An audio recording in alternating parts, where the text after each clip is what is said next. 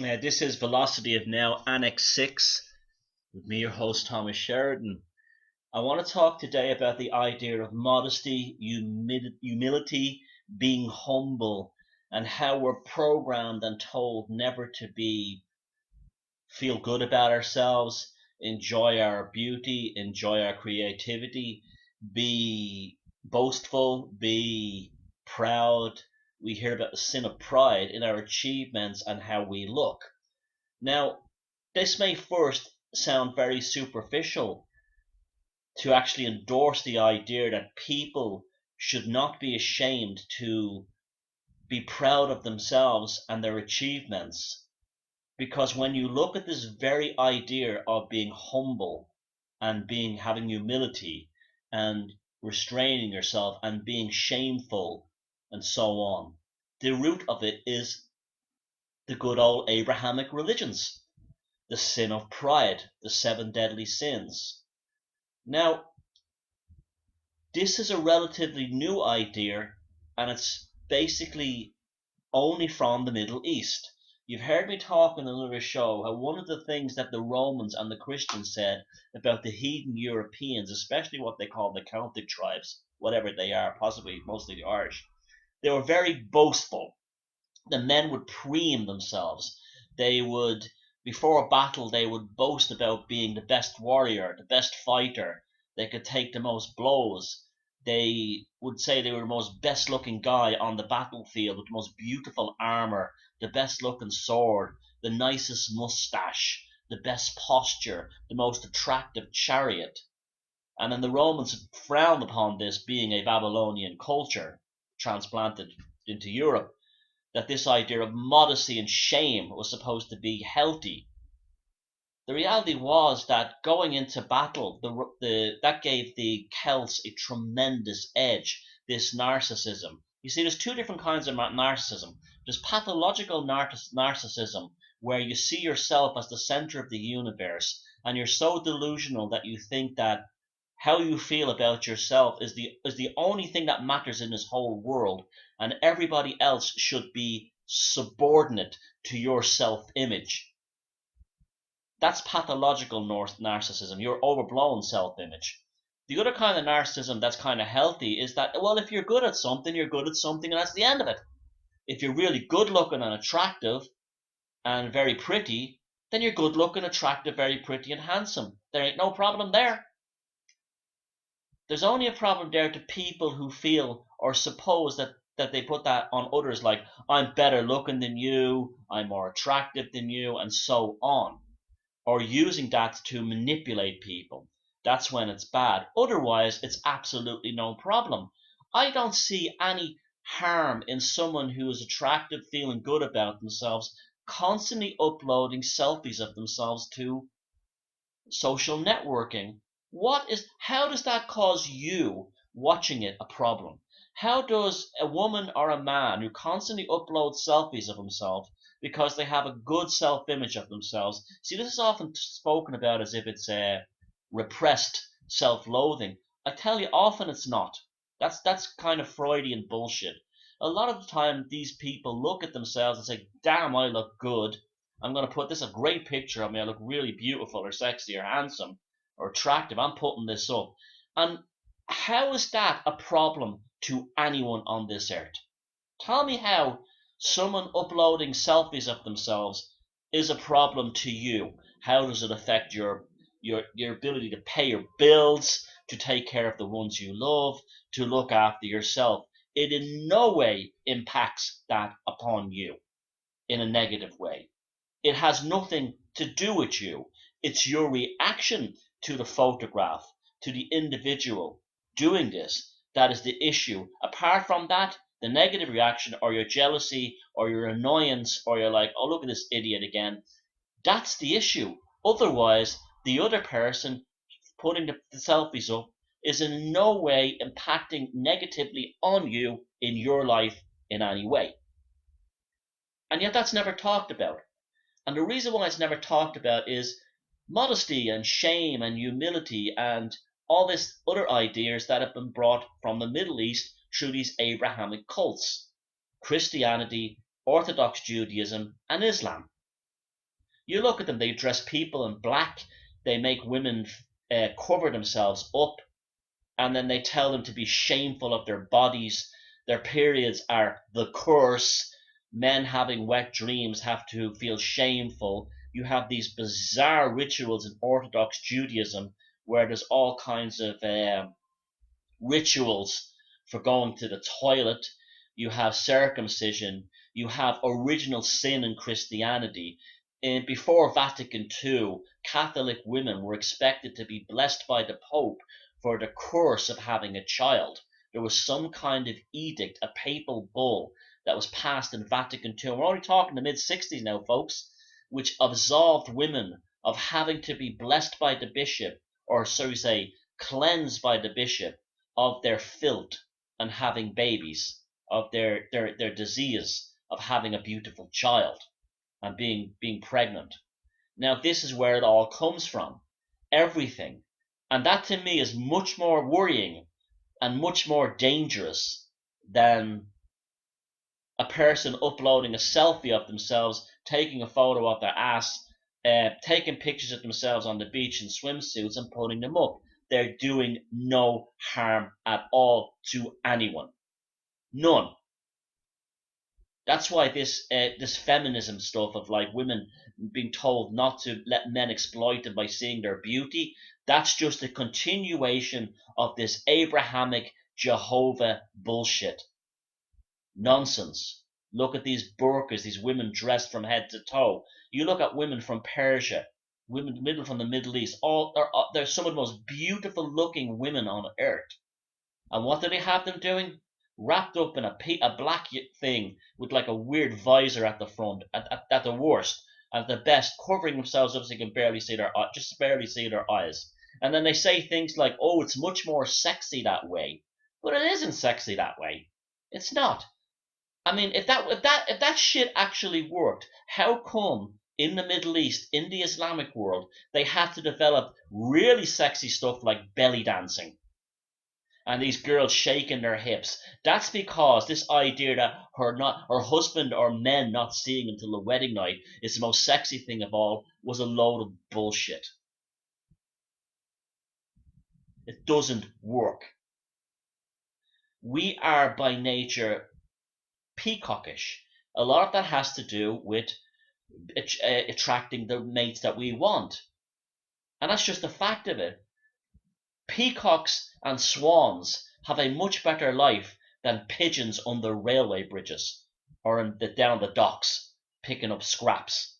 But the Jehovan Abrahamic religions tell us to be pigeons standing under a shit covered rail bridge in the rain downtown.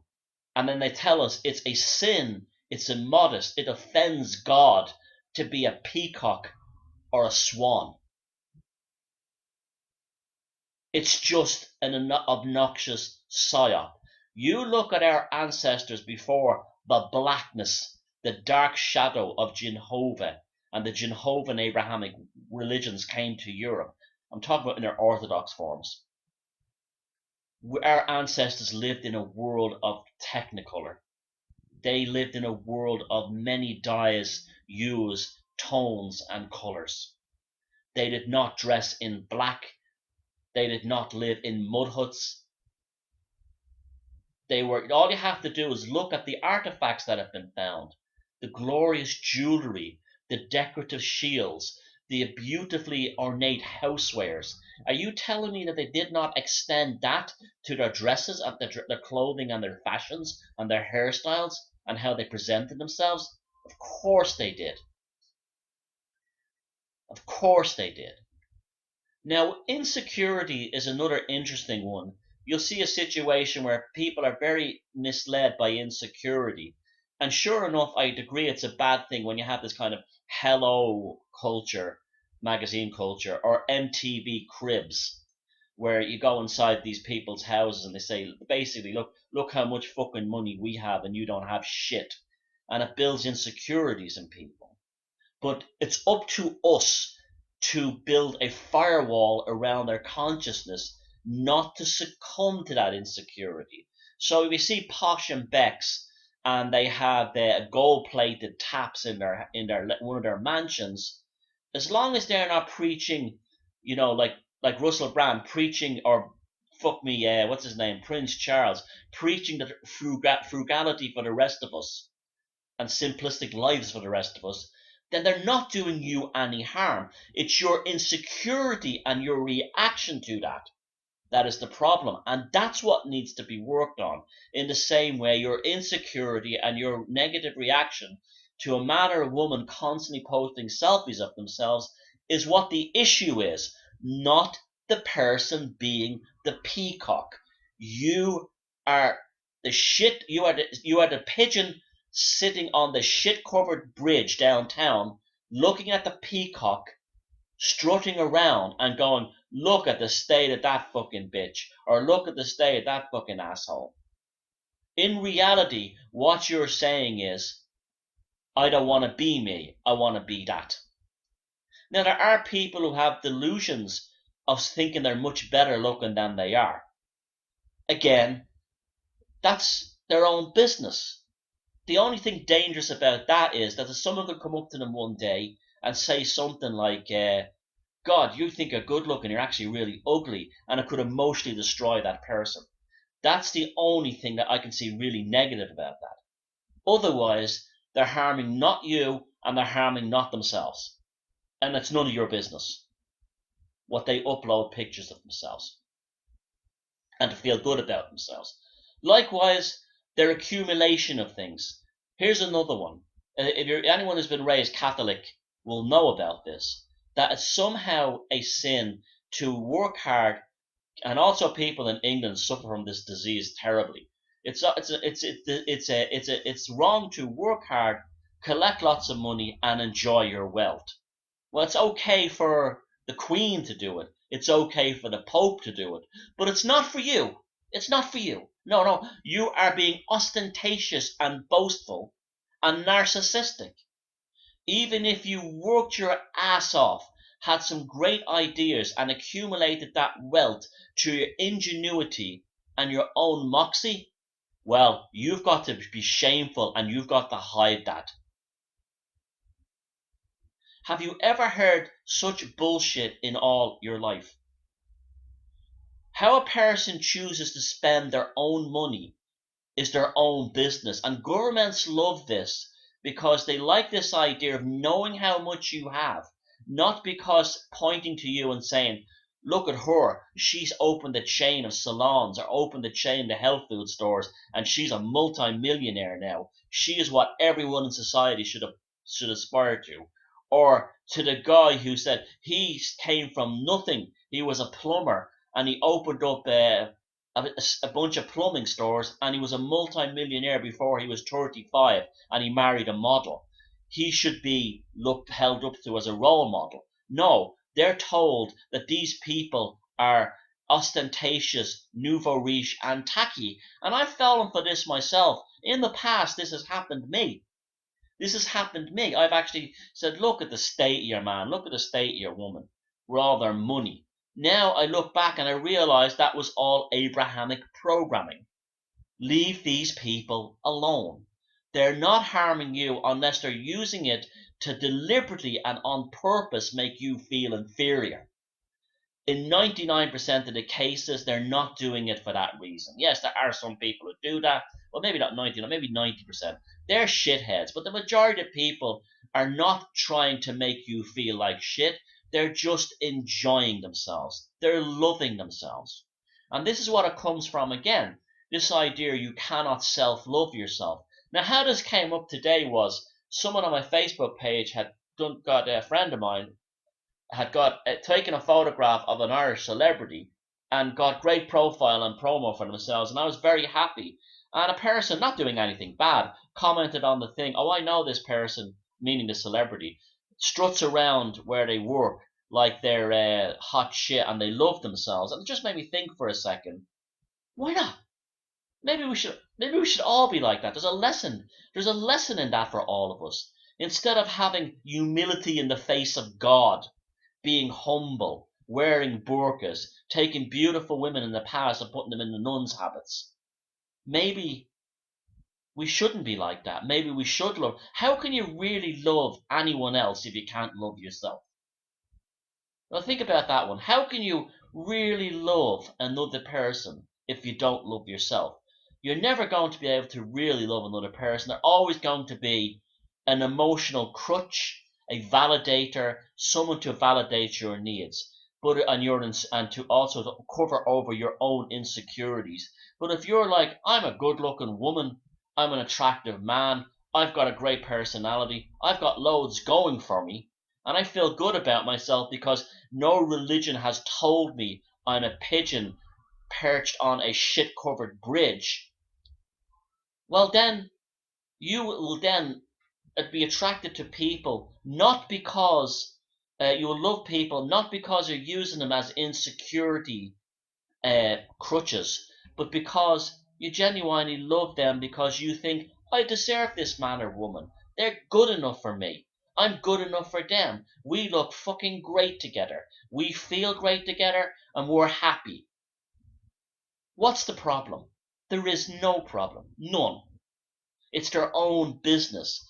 It's this idea of the sin of modesty, the sin of humility, or the stigma, I should say, really, the sin of pride.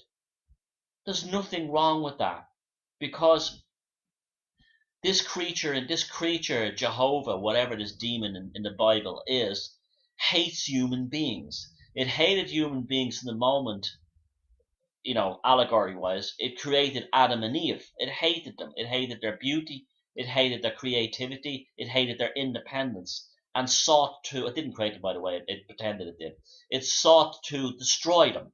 This is why you have in situations in cults where one of the reasons cult members are, they're turned to crap is because they're made feel guilty.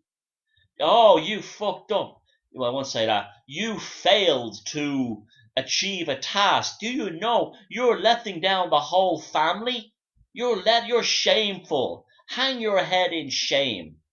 Any of you who watched Game of Thrones know, that the first few series knows there's the whole thing of the Joffrey Boffroy, or his name is the regent, and how he treats Sean Bean's daughter, the young Stark woman.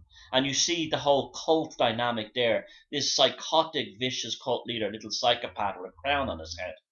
How he treats her, and that's a very accurate portrayal. He makes her constantly feel, as do the rest of them, that she is to be shameful for her father being a traitor, when in her reality her father was a liberator, but by fear of being outcast, murdered, destroyed, like they do in cults, they will succumb and say, I'm not worthy, I'm not worthy, I'm not worthy. And that's how it works on a micro level in society. People should say, I am fucking worthy. I'm more than entitled to work hard, have great ideas, and get super rich and be a flash person. I'm not harming anyone. Now, the reason why I give someone like Russell Brand a hard time is not because of his wealth. Good luck to him. I have no problem with all the money he's made, considering he has no talent. What I do have a problem with is, with all that wealth, he's now decided that the rest of us shouldn't have that. And he's calling other people to account. You see, this is one of the reasons I don't buy this idea of, like, we all have to take the rich people's money off them and share it. I don't buy that idea at all. That's not a healthy way of thinking. Because that will lead to something else, like we all have to take up beautiful people and hide their beauty. And that's what happened in convents. This is how the Magdalen laundries in Ireland came about. Often a girl was sent to the convent by her own mother because she was more beautiful. Her daughter was more beautiful than she was. That was not uncommon in Ireland. The Magdalen, if the daughter was too beautiful, the parents would send her to life in the Magdalen laundry because the mother was insecure about her daughter's great beauty. Mama wanted to be the beauty in the family, and daddies loved their daughters. That's why so many family problems are caused by mothers who become insecure, and their daughters are growing up and becoming pretty, and they'll often turn the father against the daughter, play the father off against the daughter, because she's no longer she's being threatened by the beauty of her own daughter. And don't give me this crap. Oh, I'd do anything for my kids. I know some of you will, but you've all seen this crap all the time. Don't tell me it doesn't exist. It does exist. But it comes from religion. It comes from this whole Abrahamic thing. I've much more respect for a woman who says, my daughter's an absolute beauty queen. She's the best looking girl in the neighborhood. I've more respect for that than the ones who say, oh, cover yourself up. And then you have these situations, and there's another thing too as well. This whole thing, oh, women are like sluts today and they use their sexuality. But that's always been like that. And why not? Why not?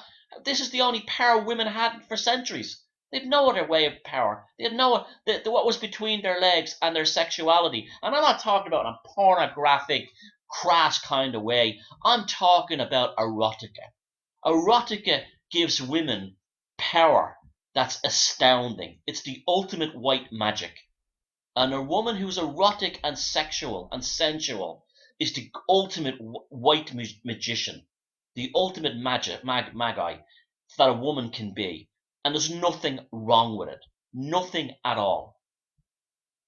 It's only that it's only through this Jinhoven programming that they bring those kinds of, it's been reduced to the Miley Cyrus crass kind of level. Again, not that girl's fault. She's in a disgusting industry. But otherwise, there's something wrong with, we've lost all that. We've lost that Brigitte Bardot kind of sexuality, that eroticism. And that's because it was so feckin' powerful. And did you notice that the Brigitte Bardot thing happened on the cusp, and it's also the Marilyn Monroe thing, happened on the cusp of feminism. Feminism was, in many cases, ugly chicks pissed off. Unattractive women pissed off. Call me sexist for this, I don't care. I know there's lots of good-looking and beautiful feminist women. They've gotten into it for a different reason, perhaps for good reasons, equality. But you go to any feminist meeting and you see all these women ravaged, absolutely ravaged by insecurity. That's why they do things like they shave their hair, they dye them all kinds of crazy colors, they scream and shout. That's where that all comes from. They're sad. They're infected by the same Abrahamic virus, and they're not doing themselves any favors. None. This is why it's got become so demented now, where even now feminists are calling for men who dream about having sex with another woman they're not in a relationship being charged with rape. That's how bad it's got, and that's all self-loathing. Self-loathing brings that to the fore. Nothing else. And that self-loathing is ultimately rooted in this idea of be modest, don't show off, don't be proud, don't be narcissistic, and this is another thing. The whole thing of my work in the psychopaths has been totally destroyed by, oh, they're all narcissistic, they're narcs, and narcissistic people are all psychopaths. No, they're not. Narcissistic people are only bad if they're pathologically narcissistic.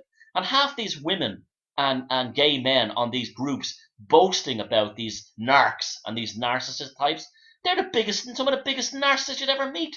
They're the post they write on their wall about, I'm better than any woman. I can drop any man will go crazy when he sees me. How dare he dump me? I turn heads when I walk down the street. Insecurity again, and then that confuses everything, and it causes like all kinds of psychological and psychosis.